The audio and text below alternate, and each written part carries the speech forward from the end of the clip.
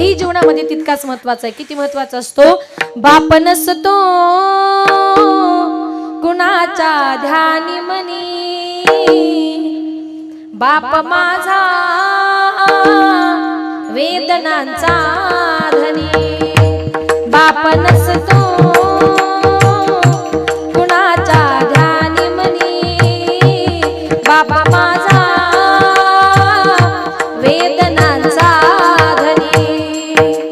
आई मायेचा सागर ही सत्य आहे कहाणी, पण दुर्लक्षित बापाच्या त्या व्यथा कुणीतरी जाणी. बाप नसतो कुणाच्या ध्यानी मनी, बाप माझा वेदनांचा धनी. आई तव्यावरची भात पात विठ्ठल पाहावा, या दोन दैवता पोटी पुन्हा पुन्हा जन्म मी घ्यावा. जपा त्यांना त्यांच्या म्हातारपणी, बाप माझा वेदनांचा धनी. आई मायेचा सागर ही सत्य आहे कहाणी, पण दुर्लक्षित बापाचा त्या व्यथा कुणीतरी जाणी. बाप नसतो कुणाच्या ध्यानी मनी, बाप माझा वेदनांचा धनी. वेदनांचा धनी, वेदनांचा धनी.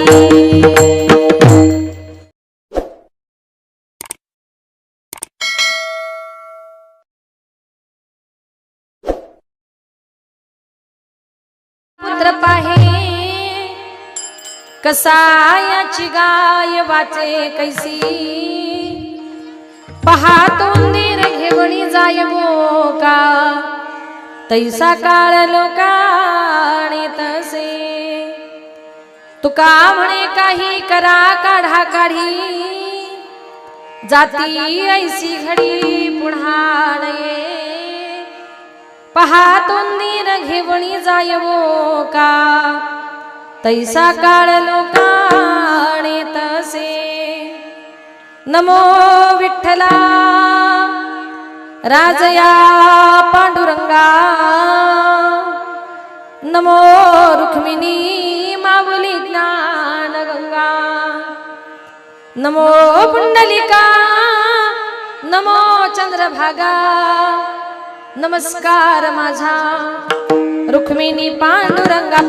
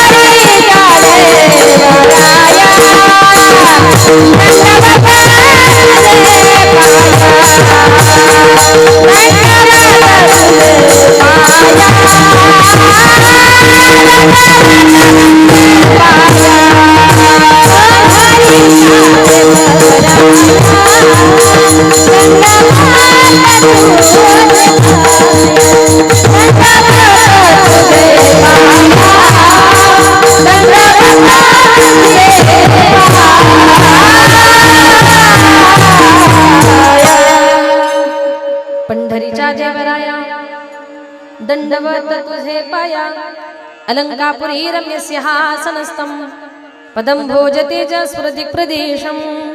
विधीन्द्रादिदेवाय सदा स्तूयमानं, समाधिस्तमूर्तिं भजे ज्ञानदेवं.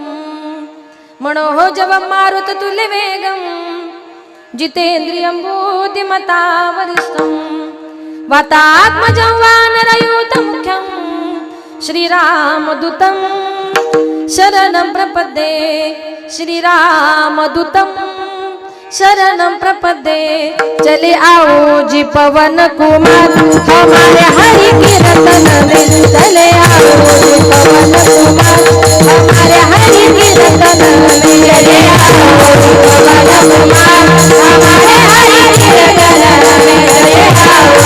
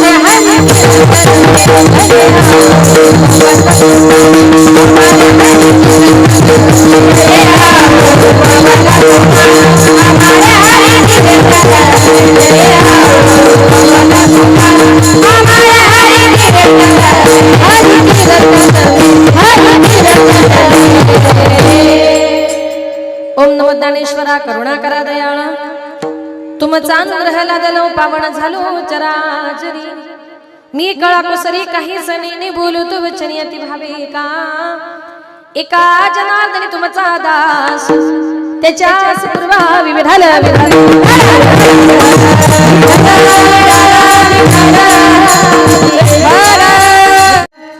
उपजला प्राणी नर आहे संसारी बैसला शेजारी काळवशा अभंगाला सुरुवात करण्यापूर्वी थोडासा परिहार द्यायचा तो असा आज या ठिकाणी कैलासवासी सौभाग्यवती रतनताई शिवाजी सरक यांना आपल्यातून जाऊन आज एक बेस द्या ना थोडा 1 वर्ष झालेला आहे आणि त्यांच्या प्रथम पुण्यस्मरणाच्या निमित्ताने आज या ठिकाणी जी काही कीर्तन रूपी सेवा आयोजित केली त्यांच्या पश्चामध्ये त्यांचा संपूर्ण सरक परिवार त्यांचे पती आणि त्यांच्या या संपूर्ण परिवाराच्या वतीनं आज या ठिकाणी ताईंना भावपूर्ण आदरांजली श्रद्धांजली अर्पण करण्याकरता हा कीर्तनाचा कार्यक्रम या ठिकाणी आयोजित केला। माझे गुरुवर्य आदरणीय हरिभक्तपरायण विठ्ठल महाराज वागचौरे यांच्या गुरुकृपेने माझे वडील कैलासवासी भानुदास महाराज गजे यांच्या पवित्र स्मृतीला अभिवादन करून संत मंडळी वारकरी मंडळी महाराज मंडळी बसलेली तुम्ही सर्व श्रोते मंडळी सर्वांच्या चरणी एकदा नतमस्तक होऊन माझ्या कीर्तन रूपी सेवेला सुरुवात करते। लाडकी लेक मी संताची लाडकी लेक मी संताची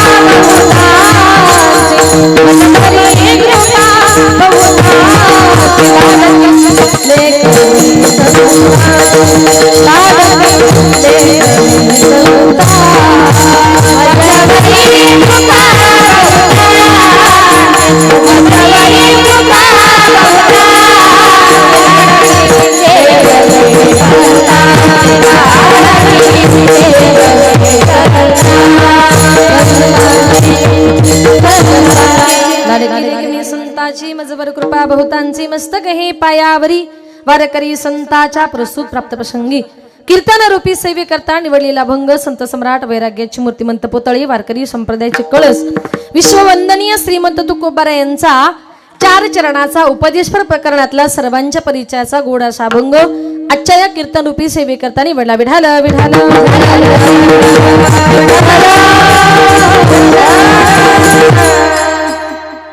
या भंगाद्वारे जगद्गुरु तुकोबाराय म्हणतात ज्याचा जन्म होतो त्याला प्रत्येकाला मृत्यू हा निश्चित असतो, कारण काळ कोणाच्या आयुष्याचे वर्ष नाही, महिने नाही, दिवस नाही, तास नाही, मिनिट नाही, सेकंद नाही, तर तो काळ माणसाची नेहमी श्वासनश्वास मोजत असतो। तुकोबाराय सांगतात की ज्याप्रमाणे एखाद्या उंदराच्या शिकारी करता एखादा बोका जसा टपून बसलेला असतो, पाहतो उंदीर घेऊन जाय बोका, तसा तो काळ तुम्हाला मला प्रत्येकाला घेऊन जाणार आहे। तैसा काळ लोका नेत असे। त्याच्या पुढे जाऊन तुकोबाराय एक दृष्टांत देतात, एखाद्या खटकाच्या घरी असलेला बोकड किंवा कसायाच्या घरी दावणीला बांधलेली गाय, कसाई अगर खटिक त्यांना कधी सोडणार नाही। खटिकाचे घरी अजापुत्र पाहे, कसायाची गाय वाचे कैसी, त्याप्रमाणे तो यम तो काळ देखील तुम्हाला मला कधी सोडणार नाही। शेवटी तुकोबाराय म्हणतात जीवनातली गेलेली वेळ, गेलेली घडी, गेलेला क्षण परत कधी येणार नाही, म्हणून जोपर्यंत जिवंत आहे तोपर्यंत परमेश्वराचं चिंतन करा। विठाल विठाल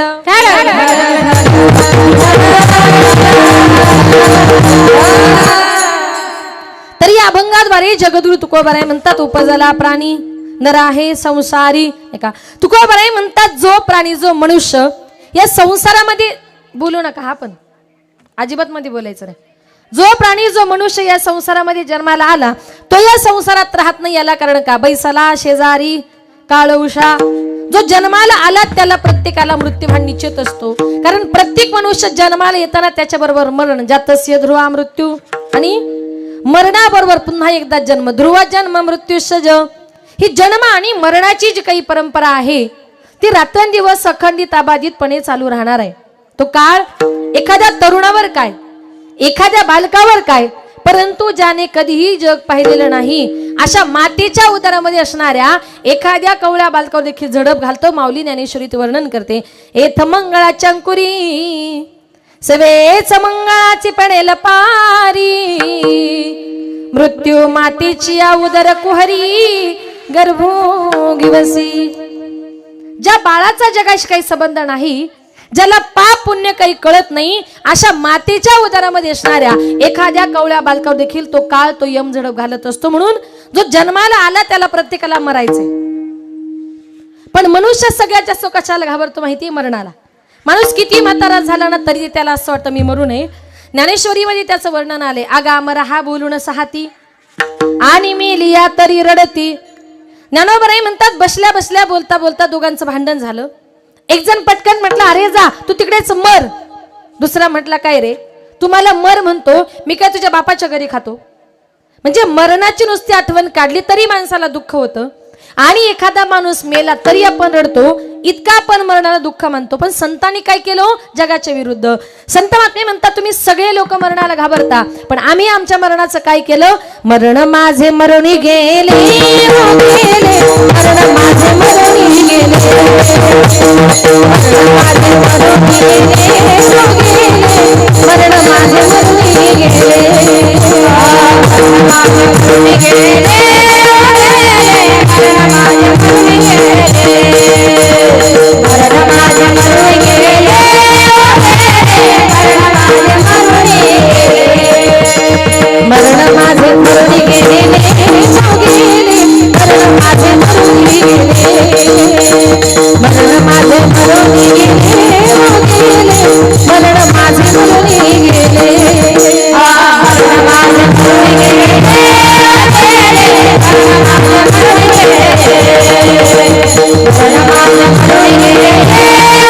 मरण माझे मरुनी गेले, मरण माझे मरुनी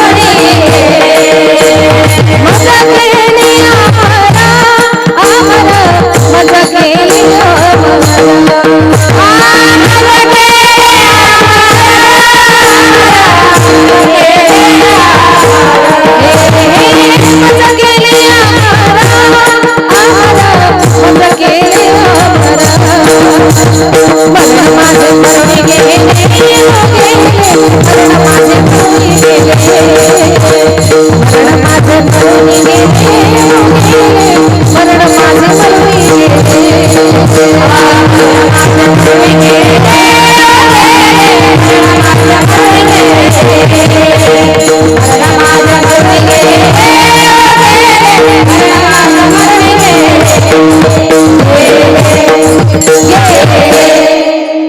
मरण माझे मरुनी गेले, मज केले अमर.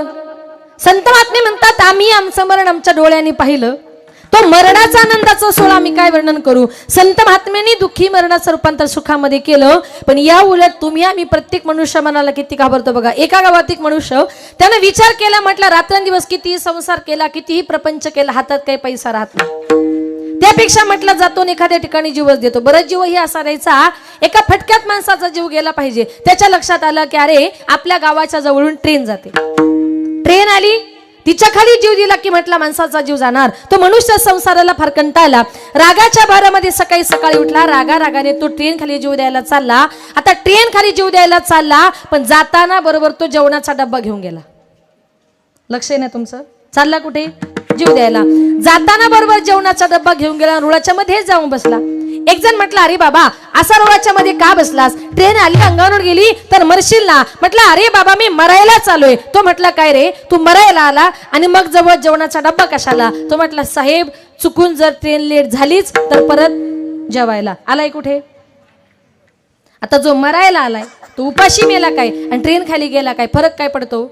पण मनुष्य सगळ्यात जास्त प्रेम कोणावर करतो? आपल्या देहावर करतो, आपल्या जीवावर करतो. संत महात्मे म्हणतात तुम्ही मरणाला घाबरताना, पण आम्ही आमच्या मरणाचं काय केलं? आपुले मरण पाहिले म्या डोळा, तो हा सुख सोहळा अनुपम्य. आम्ही आमचं मरण आमच्या डोळ्यांनी पाहिलं. तो मरणाचा आनंदाचा सोहळा आम्ही काय वर्णन करू. म्हणून या जगामध्ये तुम्ही सगळ्या गोष्टी चुकू शकता, पण मरण नावाची गोष्ट माणसाला कधी चुकत नाही. एक सुंदर उदाहरण सांगते ऐका. एक दिवस चित्रगुप्ताने आम्हाला सांगितलं यमा आत्ताच्या आत्ता खाली मृत्यू लोकांमध्ये जा आणि या 15च्या 15 लोकांना वर स्वर्गामध्ये घेऊन ये. यमाने चित्रगुप्ताची चिठ्ठी घेतली. यम खाली मृत्यू लोकात आला. खाली आल्यानंतर यमाच्या चिठ्ठीमध्ये पहिलं नाव होतं ते गण्याचं. गण्याचं म्हणजे काय? आपल्याकडे जर तुमच्याकडे जर गणेश नाव असेल तर तुम्ही त्याला काय म्हणता? खरं सांगा, काय म्हणता? गण्या. आता त्याचंच नाव म्हणजे चांगलं गणपतीचं नाव, पण तरी लोक गण्याच म्हणतात. आता त्याचं नाव गण्या असल्यामुळे यमाच्या यादीत 1 नंबरला नाव गण्या होतं. यम प्रथम गण्याच्या घरी आला. गण्या म्हटला, नमस्कार राम राम, तुम्ही कोण आहात? त्यानं सांगितलं, मी यम आहे. गण्या म्हटला, का रे यमा, माझ्या घरी का आलास? म्हटलं, तुला घ्यायला आलो. पण माझ्याच घरी का आलास? यमानं ती यादी दाखवली. हे बघ, चित्रगुप्तानं ही 15 लोकांची यादी दिली. यादीमध्ये 1 नंबरला नाव तुझं आहे. मग बाकीच्या गावातल्या लोकांना म्हटले 2-4 दिवसात न्यायचे. मग गण्यानं विचार केला, बाकीच्या लोकांना 2-4 दिवसात न्यायचंय, पण आपला नंबर पहिलाच आहे. मग आपणही 2-4 दिवस आपलं मरण पुढे ढकलावं, आवडीचे पदार्थ खाऊन पिऊन घ्यावे, मग मारावं. गण्या हुशार होता. गण्या म्हटला, यमा, तू स्वतःहून मला घ्यायला आलास ना? दुपारचा 1 वाजला, मला फार भूक लागली, तुलाही भूक लागली असेल. माझ्या बायकोला मस्तपैकी एकदा भोजन बनवायला सांगतो, आणि एकदा का जेवण झालं का तुम्हाला घेऊन जा. यम म्हटलं, ठीक आहे. आता गण्याने त्याच्या बायकोला 5 पकवानाचं भोजन बनवायला लावलं. स्वयंपाक तयार झाला, ताटं वाढण्यात आली. गण्याच्या बायकोने आवाज दिला, अहो जेवण तयार आहे. आणि गण्या लगेच किचन मध्ये गेला. आणि गण्याने काय केलं, यमाच्या जेवणाच्या ताटामध्ये गुंगीचं औषध टाकलं. कशाचं? दुष्टांतातला यम बरं खरा आहे. गुंगीचं औषध टाकलं, ताटं वाढण्यात आली. गण्या आणि यम 2 जण जेवण करायला बसले. आता यमाच्या जेवणामध्ये गुंगीचं औषध असल्यामुळे जेवल्या बरोबर यमाला गुंगी आली, आणि जेवल्या जागीच यम झोपला. गण्याला वाटलं आता हा झोपला, आता 2-3 तास तरी काय हा उठणार नाही, आपल्याला आपल्या मरण पुढे ढकलायचं आहे, आता हीच वेळ योग्य आहे. म्हणून गण्याने काय केलं, यमाच्या खिशातली चिठ्ठी गुपचूप काढली. आणि त्या चिठ्ठीमध्ये 1 नंबरला जे गण्या नाव होतं ना, त्या गण्या नावाची सगळी खाडखोड केली. आणि 15 नंबरला नाव लिहिलं गण्या. काय केलं, 1 नंबरचं नाव खोडलं, आणि सगळ्यात शेवटी नाव लिहिलं गण्या. कारण त्याला वाटलं यम मला सगळ्यांच्या शेवटी घेऊन जाईल. आता संध्याकाळी यमाची गुंगी उतरली. यम म्हटला, गण्या, अरे मी तुझ्यावर फार खुश आहे. गण्या म्हटला, का रे यमा, एवढा खुश कशाला झालास? यम म्हटला, हे बघ गण्या, मृत्यू लोकात अनेक वेळा आलो, अनेक लोकांच्या घरी गेलो, पण अजूनपर्यंत साधा कोणी चहा नाही पाजला रे. पण तुझ्या घरी आल्यानंतर मात्र 5 पकवानाचं भोजन काय, वरून 2-3 तास आराम काय. म्हणून गण्या, तुझ्यावर एवढा खुश आहे, एवढा खुश आहे. आणि मी तुझ्यावर खुश होऊन असं ठरवलंय गण्या, मी असं करतो, तुला नेण्याऐवजी यादीत जायचं शेवटी नाव आहे ना, त्यालाच मी घेऊन जातो. शेवटी नाव कोणाचं होतं? लिहिलं कोणी? गण्याने. म्हणजे थोडक्यात काय, तुम्ही सगळ्या गोष्टी चुकवू शकता, पण मरण नावाची गोष्ट चुकवता येत नाही. याला कारण का, घडोघडी काळ वाट याची पाहे, घडोघडी काळ वाट याची पाहे, घडोघडी काळ वाट याची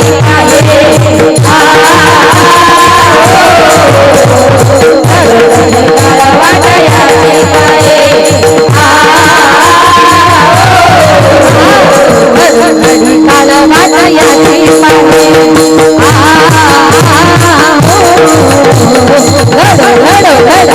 काल वाट याची पाहे.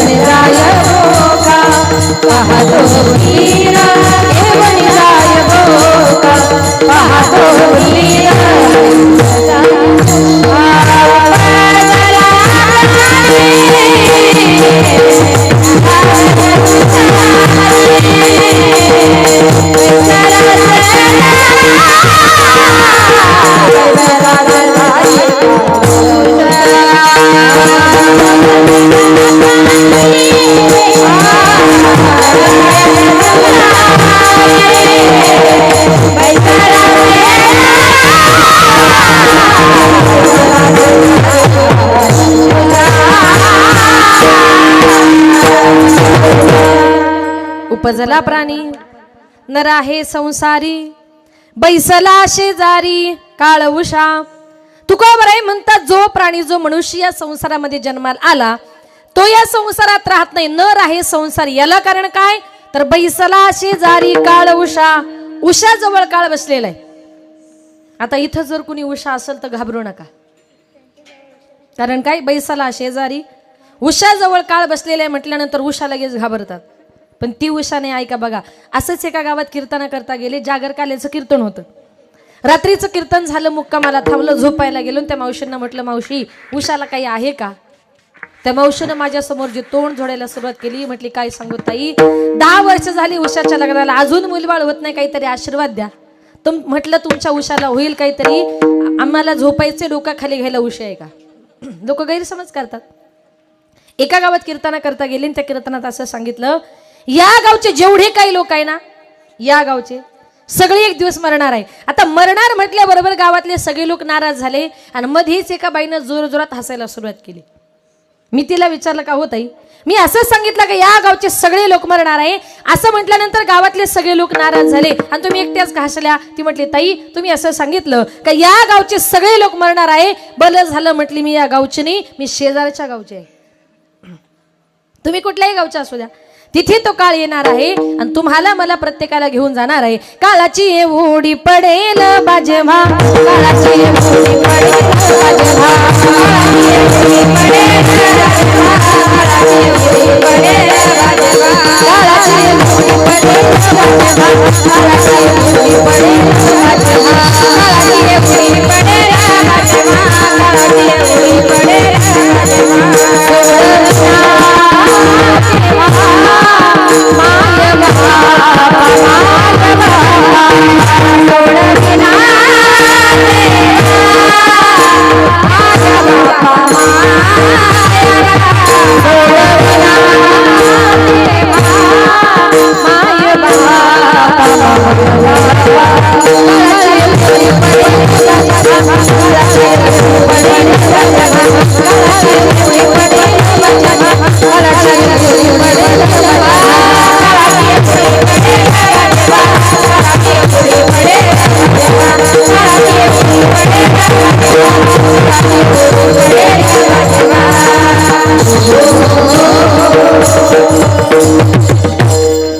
काळाची उडी पडेल बा जेव्हा, सोडविना तेव्हा माय बापा.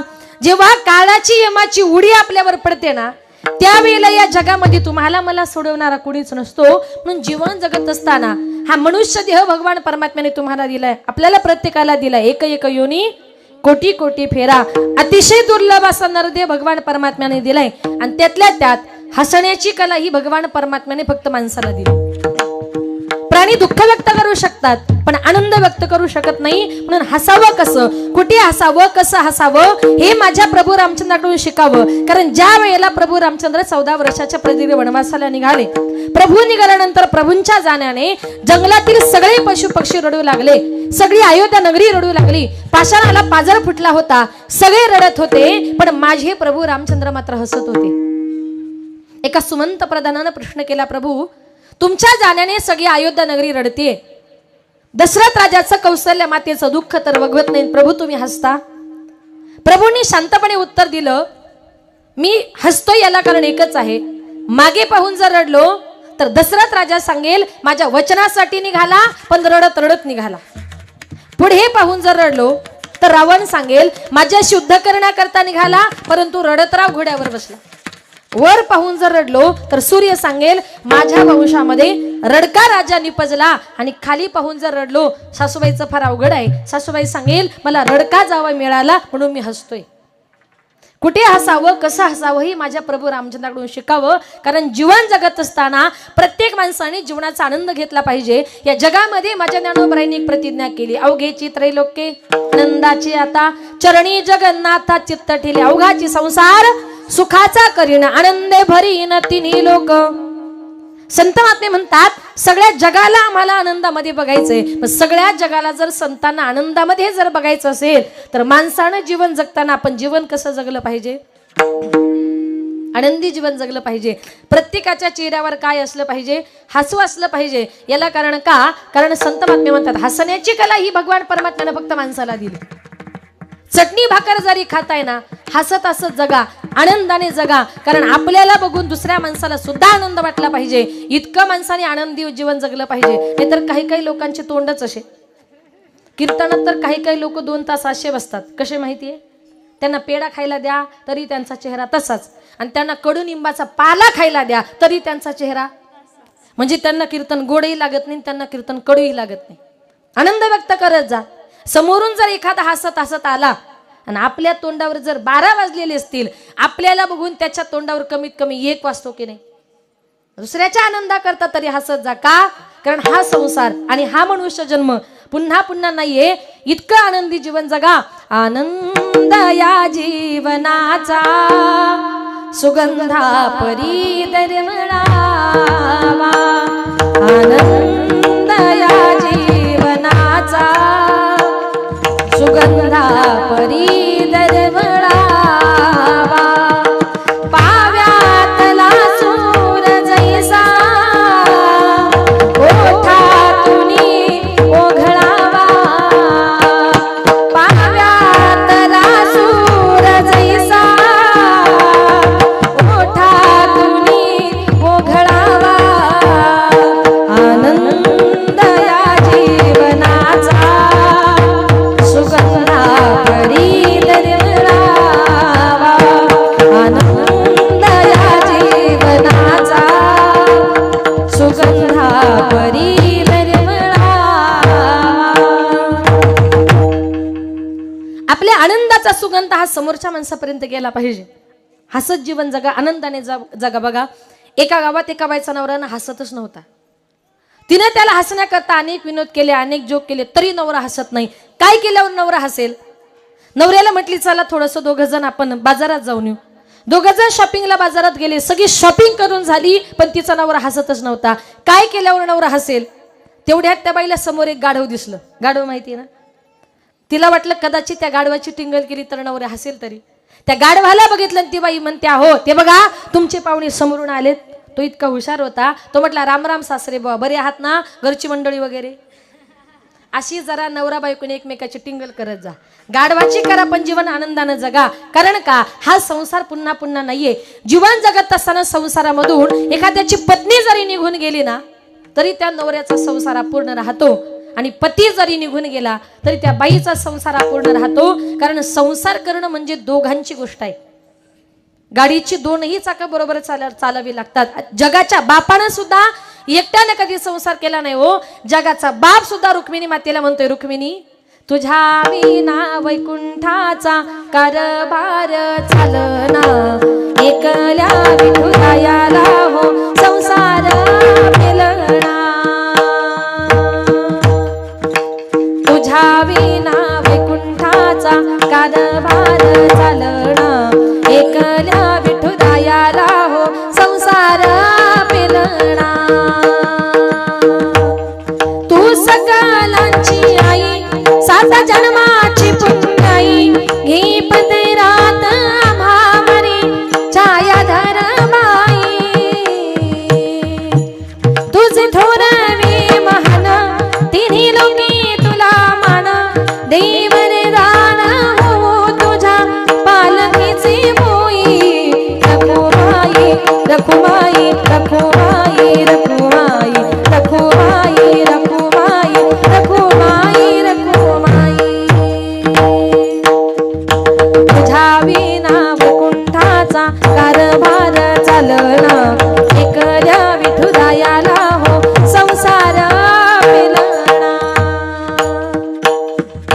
काय जगाचा बाप सुद्धा रुक्मिणी मातेला म्हणतोय, रुक्मिणी अगं तुझ्याशिवाय मी या जगाचा संसार एकटा करू शकत नाही, म्हणून संसार हा दोघांचा असतो आणि दोघांना मिळून तो करायचा असतो। म्हणून तुकोबाराय म्हणतात, जो प्राणी जो मनुष्य या संसारामध्ये जन्माला आला तो नर आहे संसारी, तो या संसारामध्ये राहत नाही। याला कारण का? तर मरणाची परंपरा ही अखंडित आहे, मरणाची परंपरा ही अबाधित आहे।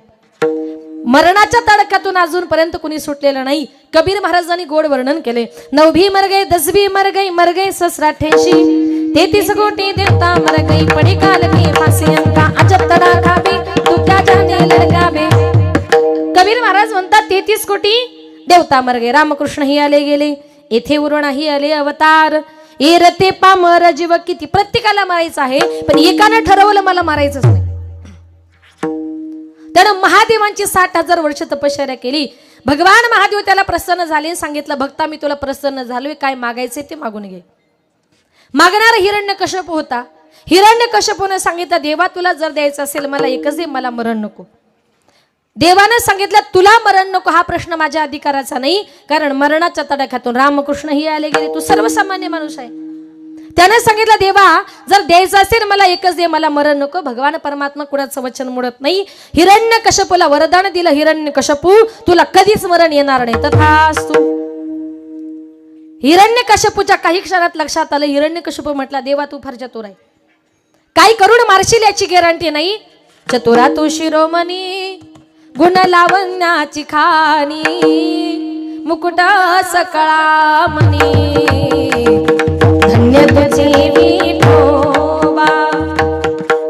इतका चतुर आहे, काय करून मारशील याची गॅरंटी नाही, माझ्या मरणाबद्दलच्या सगळ्या अटी समजून सांग म्हटले तुझ्या अटी। हिरण्यकश्यपूने देवाला एक गोड सांगायला सुरुवात केली, देवा माझी पहिली अट अशी आहे, मला दिवसा मरण नको, रात्री मरण नको। लक्ष द्यायचे तुम्हाला मी प्रश्न विचारणार आहे। पहिली अट सांगितली मला दिवसा मरण नको, रात्री मरण नको, तथास्तु। दुसरी अट सांगितली आकाशात मरण नको, जमिनीवर नको, तथास्तु। तिसरी अट सांगितली घरात मरण नको, बाहेर मरण नको, तथास्तु। चौथी अट सांगितली 12 महिन्यांपैकी एकही महिन्यात मरण नको, तथास्तु। पाचवी अट सांगितली देवाकडून नको, दानवाकडून नको, मानवाकडून नको, तथास्तु। 6वी आणि शेवटची अट सांगितली शस्त्राने मरण नको, अस्त्राने मरण नको, तथास्तु। एवढ्या अटी सांगितल्या। आपल्यालाही प्रश्न पडला असेल हिरण्यकश्यपूला कधीच मरण येणार नाही। हिरण्यकश्यप उन्मत्त झाला, मी मरणार नाही, मीच देव आहे, माझाच नाव घ्या। संपूर्ण राज्यात त्यानं देवाचं नाव घ्यायला बंदी केली, पण त्याचाच मुलगा प्रल्हाद देवाचं नाव मात्र सोडायला तयार नव्हता। रागाने हिरण्यकश्यप प्रल्हादाला विचारतोय, क्रोधयुक्त पिता पुसे प्रल्हादासी, सांगरुसी किसी कोठे आहे, सांगरुसी किसी कोठे आहे, सांगरुसी किसी कोठे आहे, क्रोधयुक्त पिता पुसे प्रल्हादासी,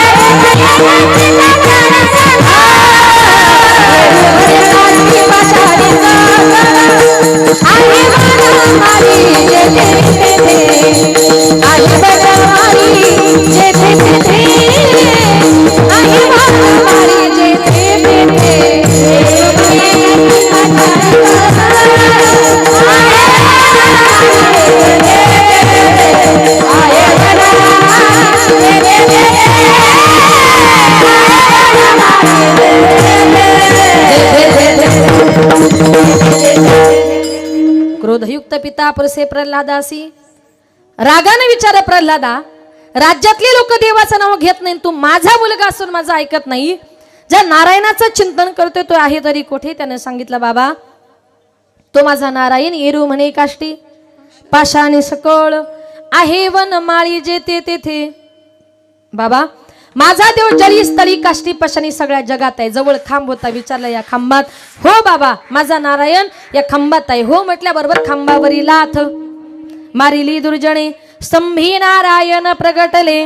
लात मारल्याबरोबर खांब दुभंगला, प्रचंड आवाज झाला। त्या खांबातून निम्म शरीर सिंहाचं निम्म शरीर मानवाचं असे नृसिंह भगवान प्रगट झाले। त्याला उचललं, भगवंत येऊन दरवाजाच्या उंबऱ्यात बसले। भगवंत अतिशय क्रोधायमान झाले होते, डोळ्यामध्ये आग ओतली होती, थरथरा कापत होते। नृसिंहाचं प्रचंड असं रूप धारण केलं होतं आणि हिरण्यकश्यप म्हणते देवा तुम्हाला वरदान दिले, मी तुला मारणार नाही आणि आज तुम्हाला मारण्याकरता आलाय, ते तू तुझं वचन मोडतोय। देवाने सांगितलं हिरण्यकश्यपू तू जेवढ्या अटी सांगितल्या सगळ्या अटी पूर्ण करणार, पण आज तुला मी मारल्याशिवाय सोडणार नाही, कारण तू माझ्या भक्ताला माझ्या प्रल्हादाला त्रास दिलाय, तो त्रास आता मला सहन होत नाही। मी तुला सांगतो, तुझी पहिली अट अशी होती, काय होती? मला दिवसा मरण नको, रात्री मरण नको. तूच सांग म्हटले. आता दिवस आहे म्हटला नाही. रात्र आहे नाही. मग दोन्हींमधली वेळ म्हणजे संध्याकाळची वेळ होती, सायंकाळची वेळ होती. दुसरी अट विचारली.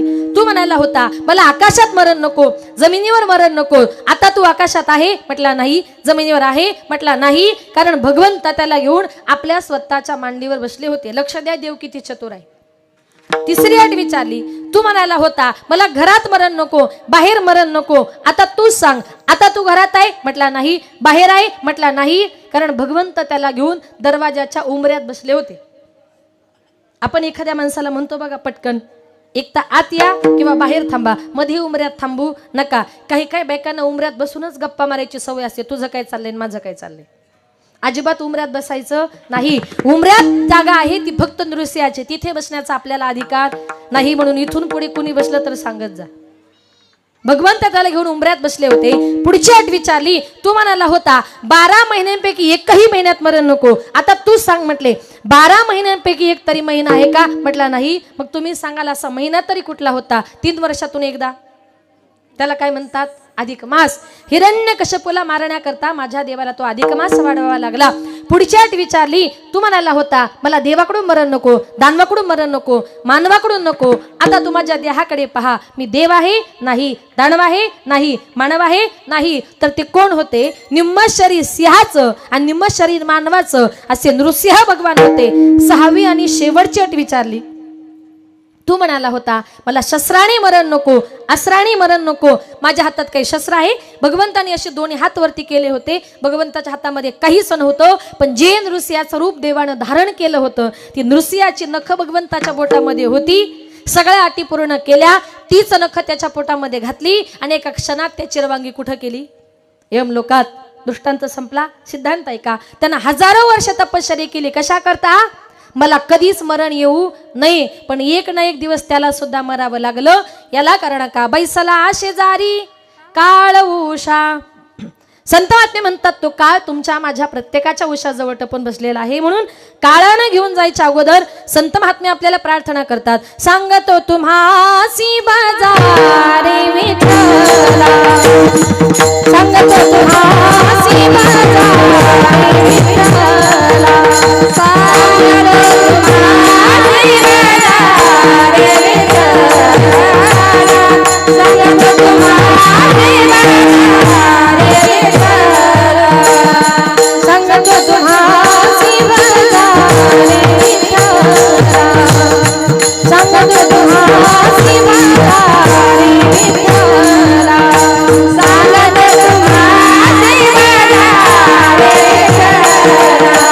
सांगतो तुम्हासी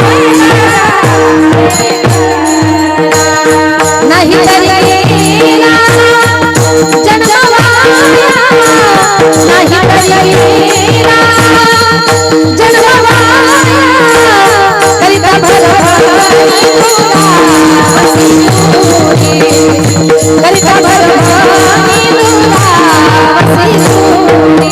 नाही तरी गेला जन्मवाया, नाही तरी गेला जन्मवाया, करिता भरभराटी तुला वसी दूरी, करिता भरभराटी तुला वसी दूरी.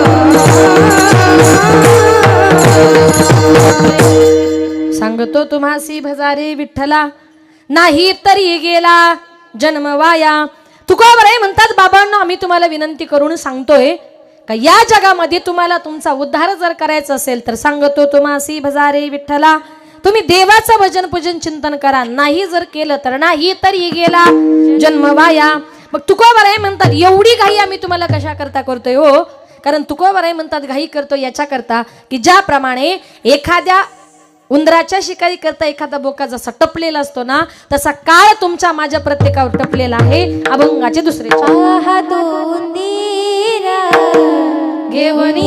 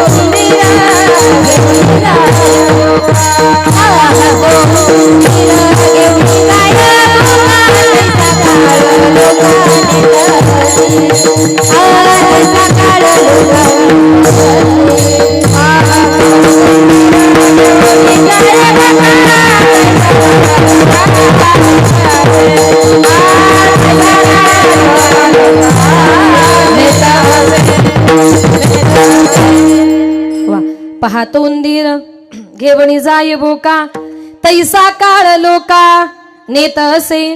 तुका बरे म्हणतात एवढी घाई आम्ही तुम्हाला कशा करता करतोय हो.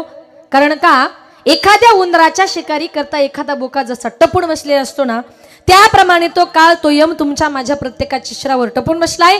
5 मिनिटांमध्ये घरी येतो म्हणणारा माणूस घरी येईलच याची गॅरंटी नाही.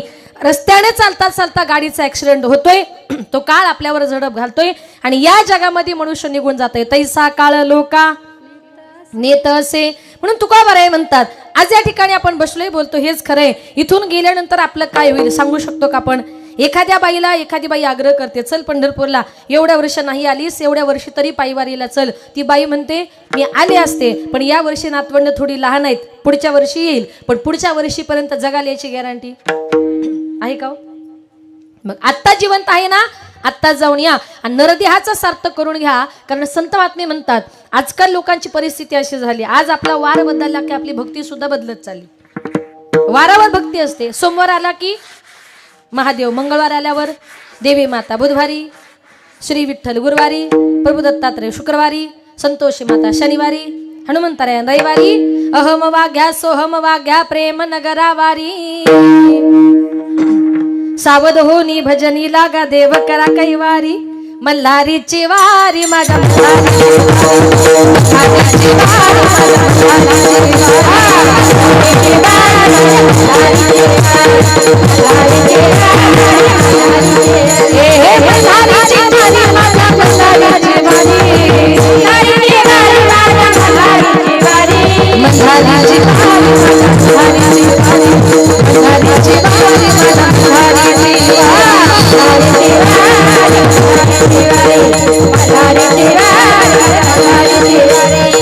हरिदेव माझा शिवशंकरावतारा हरी हरी तो भंडारा नांदे जय हरिदेव माझा शिवशंकरावतारा हरी हरी तो भंडारा नांदे जय हरिदेव माझा शिवशंकरावतारा हरी हरी तो भंडारा नांदे जय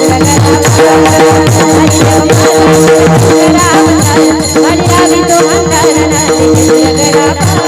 मल्हारी माझा मल्हारी, मल्हारी माझा मल्हारी, मल्हारी माझा मल्हारी, मल्हारी माझा मल्हारी. हनुमाननिया बसल्या सत्वारी दुसरे कैलाश घर घडवूनी. हनुमाननिया दुसरे कैलाश घर घडवूनी. हनुमाननिया बसल्या सत्वारी दुसरे कैलाश घर घडवूनी. समजदारी देव माझा,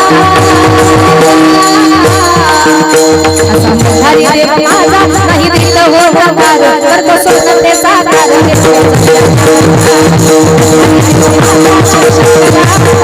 हरी हरी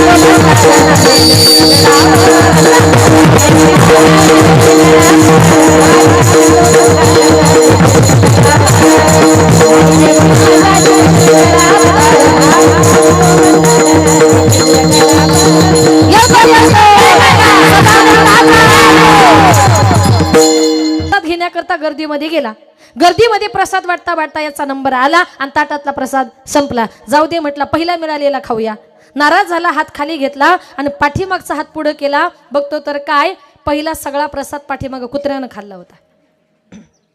म्हणजे डबल घेण्याच्या भानगडीमध्ये, दुसऱ्याचं घेण्याच्या भानगडीमध्ये तुम्ही आहे ती सुद्धा गमवून बसताय. तुकोबाराय म्हणतात ठेविले आनंद तैसेची राहावे, आनंद तैसेची राहावे, आनंद तैसेची राहावे, आनंद तैसेची राहावे, आनंद तैसेची राहावे, आनंद तैसेची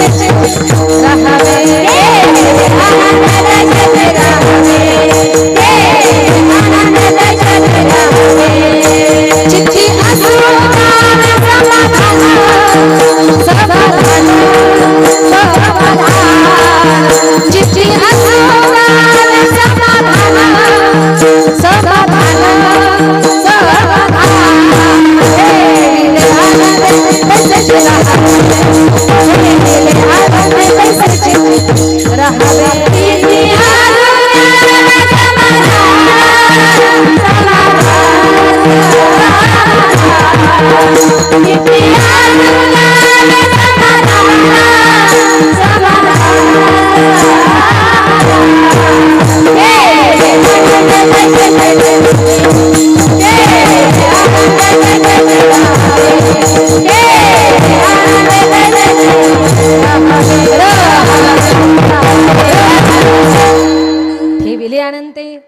तैसेची राहावे, चित्ती असू द्यावे समाधान.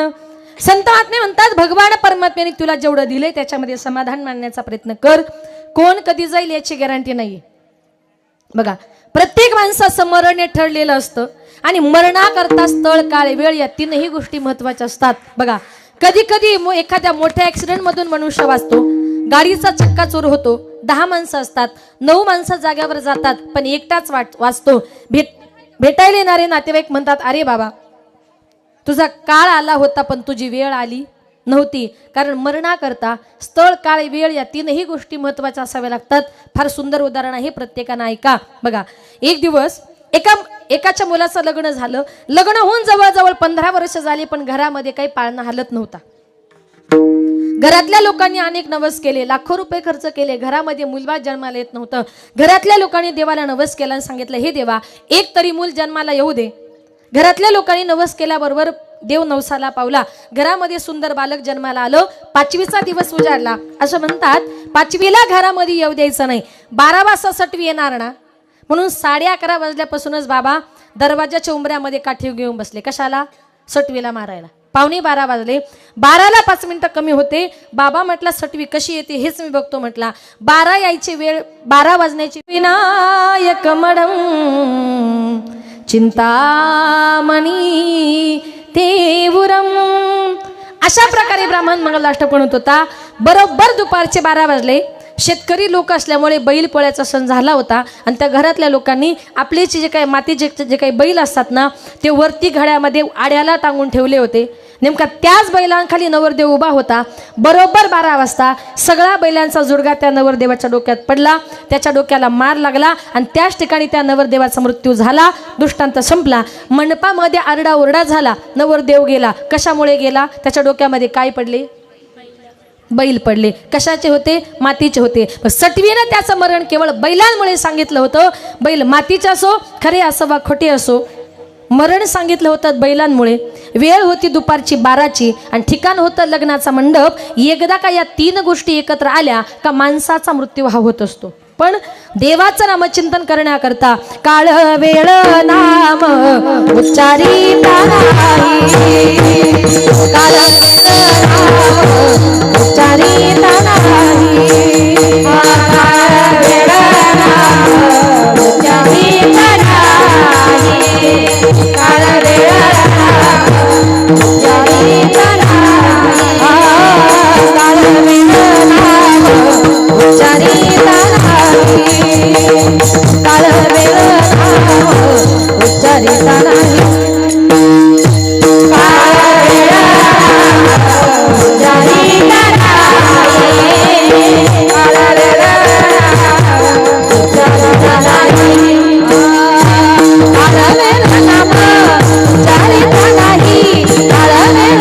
काळ वेळ नाम उच्चारिता नाही, दोन्ही पक्ष काही हरी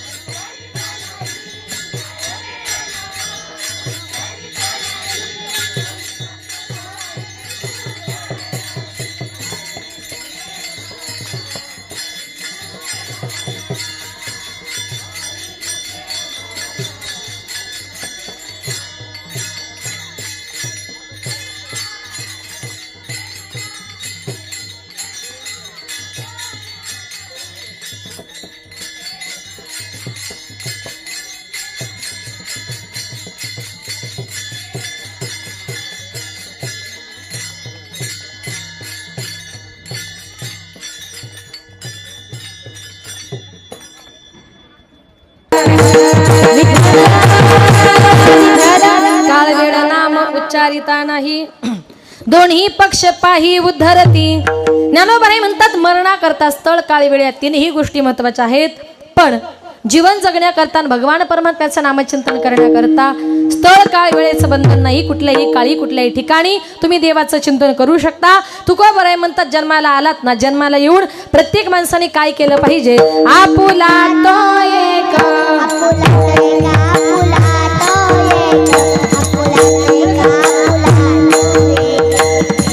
करुणे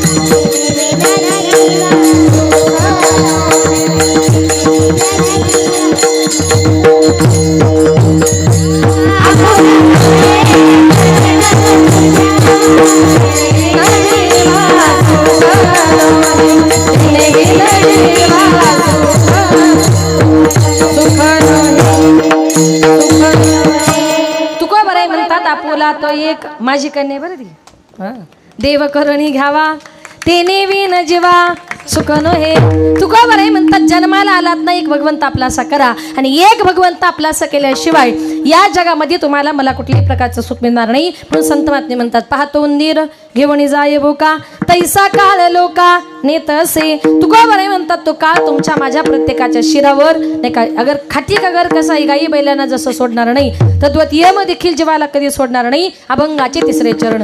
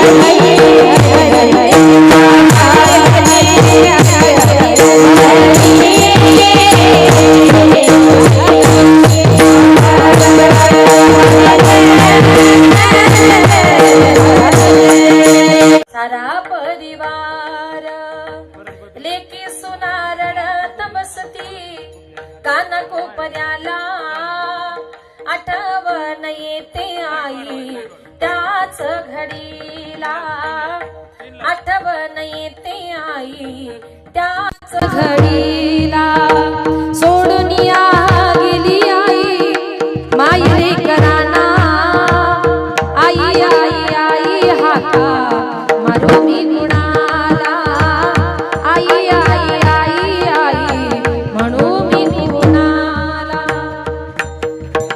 2 मिनिटं थांबा ना दादा मी सांगते फुलं वाटायला 2 मिनिटं मी सांगते एकदा का आपली आई या जगातून या विश्वातून निघून गेली ना शेजारच्या आईला दुसऱ्याच्या आईला प्रेमानं कितीही जरी आई म्हटलात शेजारची आई दुसऱ्याची आई या जगामध्ये आपली आई होऊ शकत नाही आपली ती आई असते आणि शेजारची असते तिला बाई म्हणतात असं एकही घर नाही आईचं सगळ्यात जास्त प्रेम जर कोणावर असेल तर ते आपल्या मुलावर असतं आपल्या मुलीवर असतं असं एकही घर नाही का त्या घरामध्ये आईचं मुलीचं भांडण होत नाही पण त्या माय लेकीचं भांडण म्हणजे कसं असतं माय लेकीचं भांडण दया दुधाची उकळी लेक धरते अबोलाई मनाची मोकळी आईचं मुलीचं जर भांडण झालं तर मुलीला आईविषयी राग येतो पण आईच्या मनात राग नसतो तर उलट प्रेम असतं कारण आई जे शिकवते ते काय असतं आई शिकविते तुला राग येतो लेकी पराया माणसाशी बोलू नये एकाएकी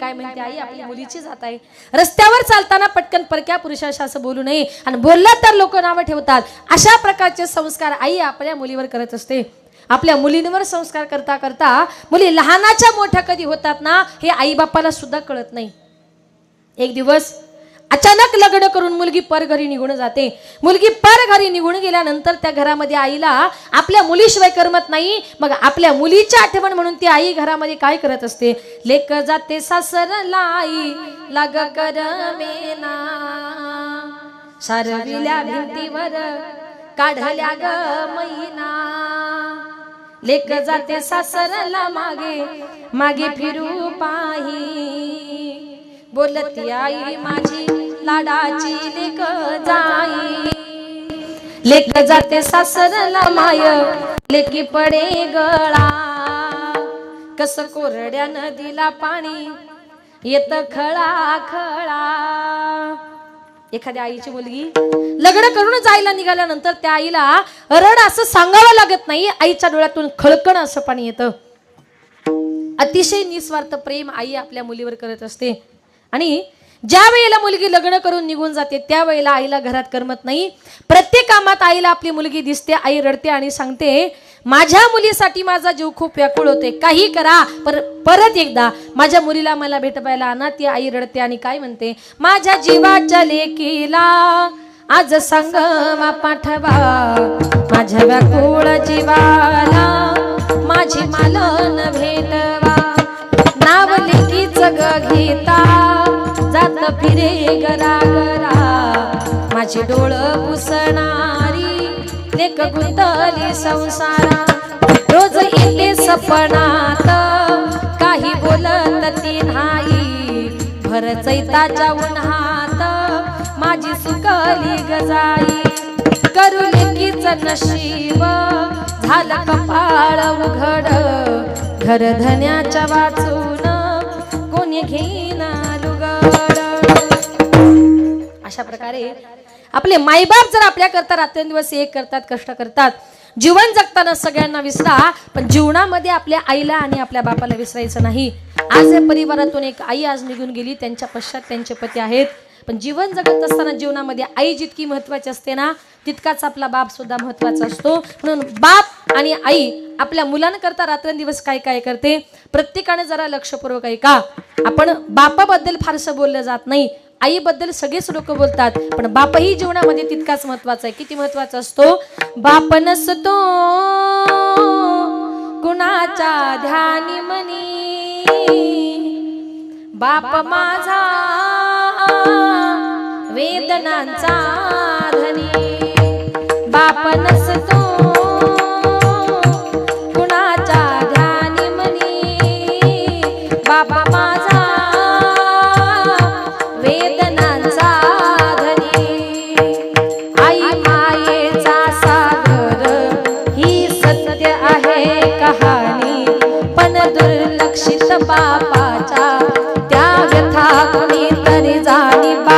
नसतो कुणाच्या ध्यानी मनी बाप माझा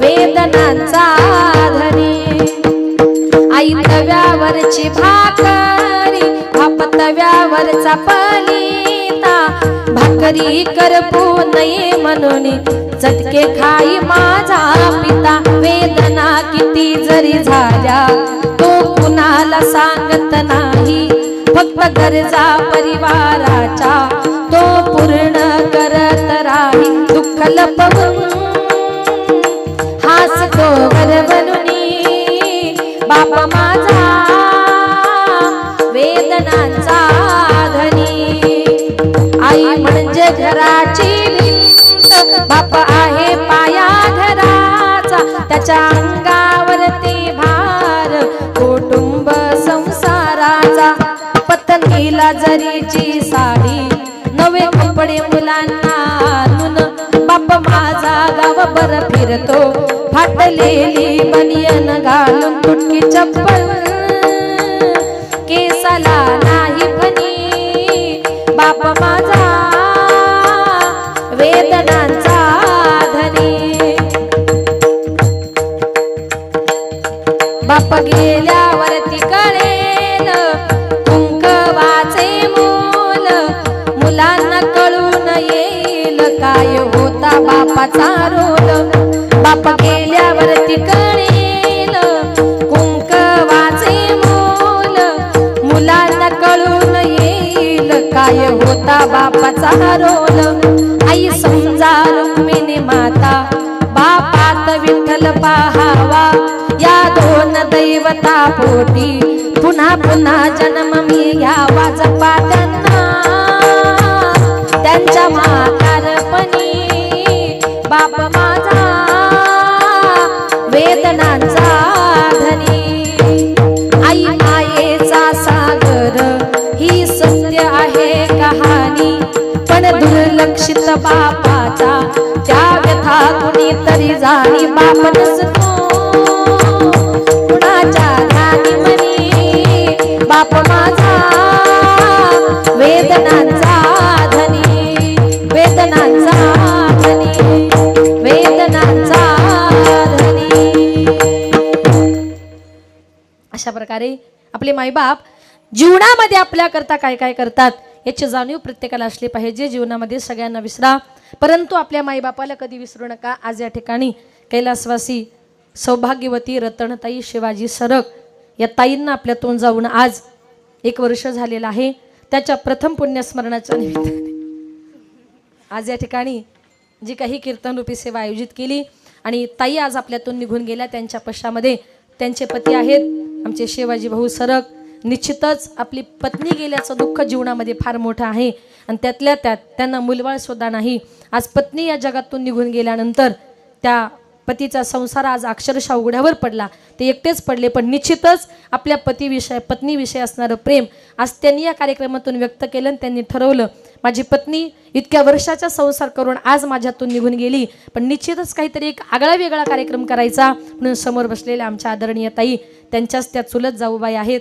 त्यांनी मला फोन केला की ताई आमच्या जाऊबाई गेल्यात आणि आमची सर्वांची इच्छा आहे की आमच्या जाऊबाई गेल्यानंतर परिवारातली एक आई गेल्यानंतर निश्चितच आम्हाला सगळ्या महिला मंडळाचा एक कार्यक्रम करायचा आहे म्हणून आज या ठिकाणी हे कीर्तन करण्याकरता आम्ही सर्वजण भिवंडी मुंबईहून या ठिकाणी आलेलो आहोत ज्यांनी या कीर्तनाकरता या कीर्तनात जर तुम्ही बघितलं तर आगळं वेगळं म्हणजे असं आहे महिला वादक महिला गायक महिला कीर्तनकार आणि महिला टाळकरी एका म्हणून या ठिकाणी महाराष्ट्रातील नामवंत महिला मृदुंगाचार्य महाराष्ट्रामध्ये कुठेही जर महिला सप्ताह असेल तर त्यांचं नाव 1 नंबरला असतं त्या आमच्या आदरणीय आदिभक्तपरायण यशोदाताई साळुंके आज या ठिकाणी आल्या आणि निश्चितच तुम्ही सगळी लोक रोज कीर्तन ऐकता मृदुंग वाजवायचा म्हटलं तर मर्दाची ताकद लागते पण आमच्याकडे मर्द नव्हता तर आज मर्दांगीने आवडला असेल तर एकदा जोरदार टाळे यशोदाताई करता वाजवा निश्चितच प्रत्येक महिलांनी आदर्श घ्यावा असं हे उदाहरण आहे. यशोदाताईंनी अतिशय गोड सेवा दिली. ताईंचं या ठिकाणी मनपूर्वक आभार.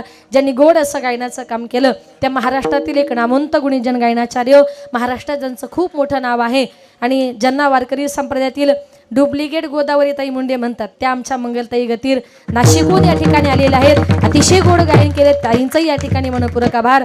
माझी विद्यार्थिनी युवा कीर्तनकार भूमिताई पाटील, तिनेही अतिशय गोड गायन केलं. त्यांचंही आपण या ठिकाणी स्वागत करूया. आणि पाठीमागे ज्या विद्यार्थिनी आहेत त्या माझ्या ध्येयपूर्ती संत मुक्ताई मुलींची वारकरी शिक्षण संस्था, वडूणवगर, तालुका भिवंडी, जिल्हा ठाणे. म्हणजे भिवंडीवरून, ठाण्यावरून आम्ही सर्वजण या ठिकाणी या कार्यक्रमाकरता आलेलो आहोत. कारण मला सांगितलं की ताई सगळा ग्रुप तुमचाच पाहिजे, म्हणून आज या ठिकाणी ज्या विद्यार्थिनी आल्या त्याच्यामध्ये ज्योती, रुपाली, श्रावणी, आरती, शिवानी, श्रद्धा, पल्लवी, चिक्कू, माझी सगळ्यात छोटी कन्या ध्येया आणि युविका, या सगळ्या विद्यार्थिनी या ठिकाणी आल्या. अतिशय गोड गायल्या, अतिशय गोड नाचल्या. आवडलं का तुम्हाला? आवडलं असेल तर एकदा जोरदार टाळ्या वाजवा. धन्य माता पिता तयाची या नाही का. आणि माझी मुलींची वारकरी शिक्षण संस्था आहे. लांबून लांबून या विद्यार्थिनी शिकण्याकरता येतात. माईबापाची एकच अपेक्षा आहे का आमच्या मुली सुद्धा ताईंसारख्या कीर्तनकार झाल्या पाहिजे. या सगळ्या विद्यार्थिनींचा आभार. आपल्या गावातली सगळी टाळकरी मंडळी या कार्यक्रमाला मोठ्या संख्येने उपस्थित झालात. आपणही सेवा दिली. आपल्या समस्त टाळकऱ्यांचं या ठिकाणी मनपूर्वक आभार. आमचा आवाज तुमच्यापर्यंत ज्यांनी सुंदर गोड पोचवला शिष्टमौल्या भाऊंचंही या ठिकाणी मनपूर्वक आभार.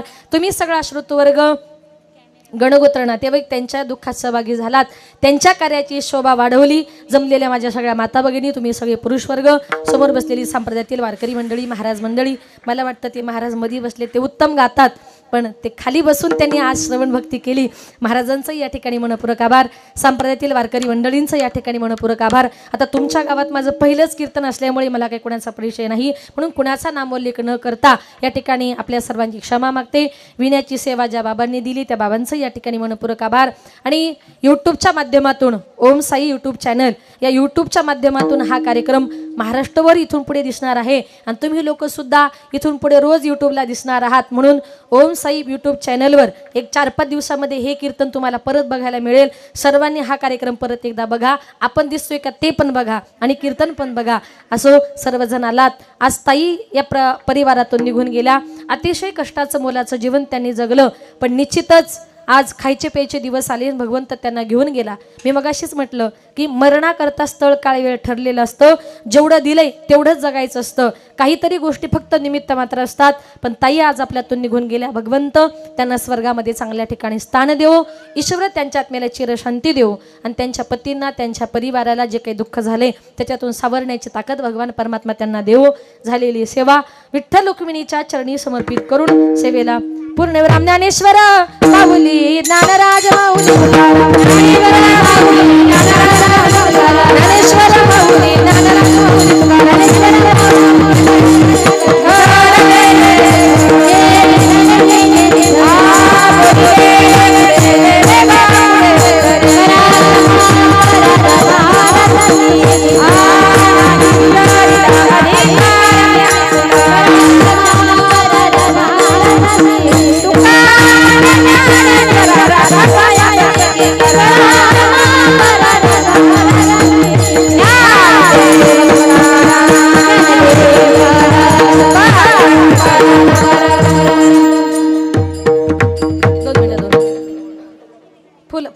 फुलं वाटा सॉरी माझ्या लक्षात नाही. यशोदा